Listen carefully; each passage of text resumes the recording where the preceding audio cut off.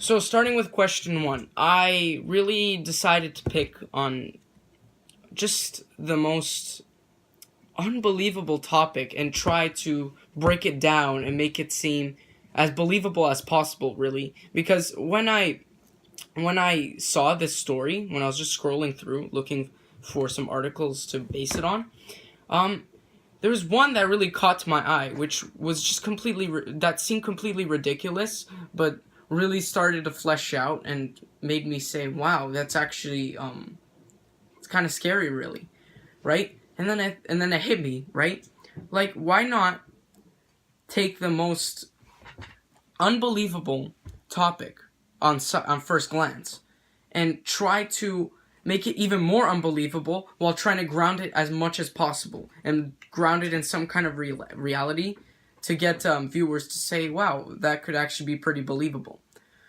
And on top of that, really, the newsworthy stories to me are just ones that really just make you say, wow, actually, I really can't believe I'm living in this world right now. What I deem newsworthy from an article is something that makes me read it after I'm done reading, is say, what, just, anything could happen just today, or maybe tomorrow, and I have no control over that. Anything that would happen, of course. And that's what really makes the world grim, but really interesting for me, and kind of incentivizes me to look forward to the next day as if it's going to be my last. It's a little more grim than I'd like it to make it sound, but it's really how I feel, just about news stories or just life in general, really. The two best steps to take to see whether a site is fake or real is just to check up the source, whether it's Washington Post, Toronto Star, anything that's truly credible, then you're fine. Most of the time, 9 times out of 10. But if it truly seems unbelievable, look it up on Google, see if any other sites are talking about it. Because if they are, then it's probably true. And you just came across an article that tells the truth. Or if nobody's really talking about it or talking about how it's a fake rumor that's spreading, then it's obviously fake, right? But in my opinion, these just two very simple steps. If you want to look into the specifics, I would absolutely recommend Snopes. So since I don't want to lose any more marks and go below my D- that I already have, I'm just going to move on and go to question 3A. So the most challenging part of my fake news story really was reading the story I thought was truly newsworthy and trying to ground it and make it like interesting. Like, other people can't find it interesting because of how like ridiculous it is, but I really tried to ground it in some kind of reality, which was quite difficult because it was such a ridiculous story. Even reading the true story, like, I get that he could have gotten from some kind of fungi, but just reading the headline, it was so ridiculous. I think I just laughed out loud when I clicked on it. And I thought it was just some kind of fake article. But as soon as I read it, I was like, wow, this could definitely happen in real life, right? And I thought, wow, that could be something really newsworthy, as I already mentioned what I think is newsworthy, right? And I thought to myself, wow, I need this. I need this in my thing, and I need to make this as grounded as possible. And I think 90% of the work that went into it was just planning it out, trying to extrapolate any different ways to work it in naturally so it seems seamless, right? And overall, I'm pretty happy with how it turned out, because even though it's even more ridiculous than the actual base premise is more ridiculous than the actual article, it's still I think I tried to incorporate it in real life and just make it a little more interesting. So to answer the second part of that third question was the first step I really took to just make the article as grounded as possible was to just lay it out all in front of me. And what I did with that was I picked out every little detail and say, okay, I'm going to expand on this so the audience doesn't get confused and they're not left in complete disbelief and doubt. and I'm just gonna try. And then the second step I took is take those little bits I found, and then I'm gonna research them about them, right? Undiagnosed diseases that are potentially life-threatening, medical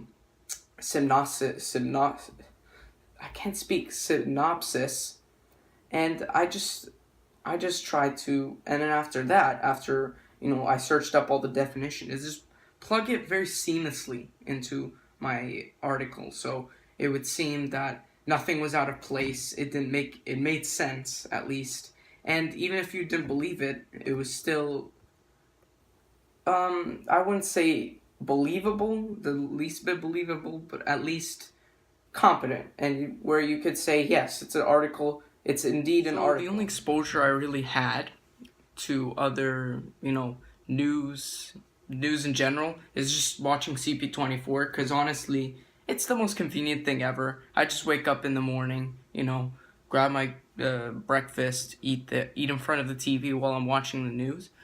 It's that's where I really get my news from, really. It's just because it's such a credible source of information, and you really can't go wrong unless it's a rumor, right? And it's just it's truly accessible. So most of the times, I'm not really gonna be interested in news articles only really in the day, because that's when I truly absorb information, right? And for the rest of the day, I'm not very incentivized to go look up on other sites for news articles, I'm sure that there's a lot of interesting stuff being posted, but I'm not particularly one for that. Just me though, really. Moving on, nothing. To answer the other part of the question, nothing surprised me because I'm a tough, edgy guy. But if I weren't, I would say what would surprise me is how easy it is to fool people on fake news. So me being the, stupid, naive, average CP24 watcher, I'm not really keen on fake news because CP24 is such a, credible source because it's an official newsroom. So you really can't go wrong, or any other actual news site or news channel, And for me personally, I didn't even think, bat an eye at how serious fake news is. But fake news can really have a toll on uninformed people. I don't want to be offensive to anybody.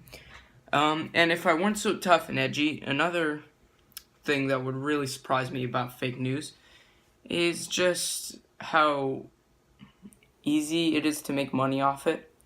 Because, as they said, it's every time someone clicks on a page, they get money, right? And that's really surprising to me because you could just click on just some clickbaity, stupid article that would say, as we mentioned before, Taylor Swift voted for Donald Trump, as she said at the Grammys. And obviously, even people that are like, yeah, this is obviously fake, but I'm just gonna read it just for the funny haha, right? And that's really not a good idea, because you're giving these